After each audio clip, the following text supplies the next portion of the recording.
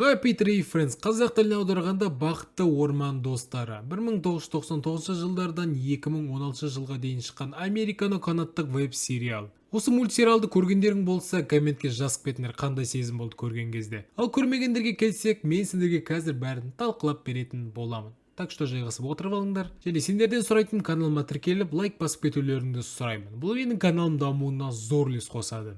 Ал мен бастайын, кеттік. YouTube желісін көріп отырып әртүрлі видеоға тап болуға болады. Және көбінесе барлығымыз видеоның суретіне қарай көреміз. Суретте қорқынышты зат болса, әрине қорыққан соң көрмейсің. Ал егер сүйкімді зат болса, қызығып көретіндер барша қауым. Бірақ әрдайым видео суреттегідей сүйкімді бола беретін көбі білмейді. Солай сүйкімді деп көрген мультсериал мясорубкада болып шығады арасында. Сонда бір YouTube'дағы веб-сериалдардың бірі Happy Tree Friends. Бағана айтып кеткенде қазақшасы бақытты орман достары. Бірақ прям бақытты деп айту өте қиын. Осы күнге дейін 133 серия жарық көрген. Және барлық серияда мына кейіпкерлерге керемет нәрсе болады деп айта алмаймын. Қанекей сендерге қысқаша осы веб-сериалда не болатынын айтып кетейін. Сүйкімді стилде салынған мына 20 штук орман жануарларында бұл проектте өте жаман жағдайлар орын алады. Олар бізде Cuddles, Giggles, Tuzi, Лампи, осы ебать тупой арасында, Петуния, Хэнди, Натти, Снифлс, Попка, Флеки, Мол, Аджо, Кротте, Мол, Диско, Аю, Лефти и Шифти, Мим, Кро, Мармот, осыны әйтеуір түк болмайды,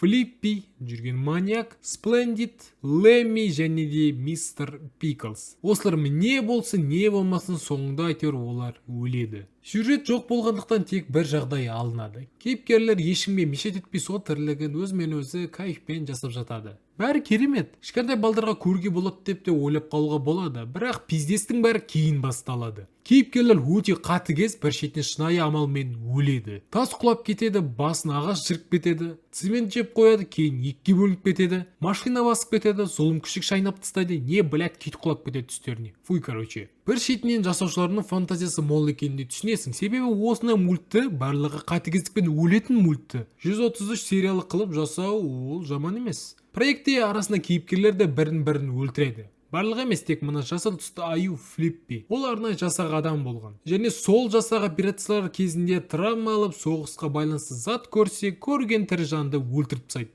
Пиздец.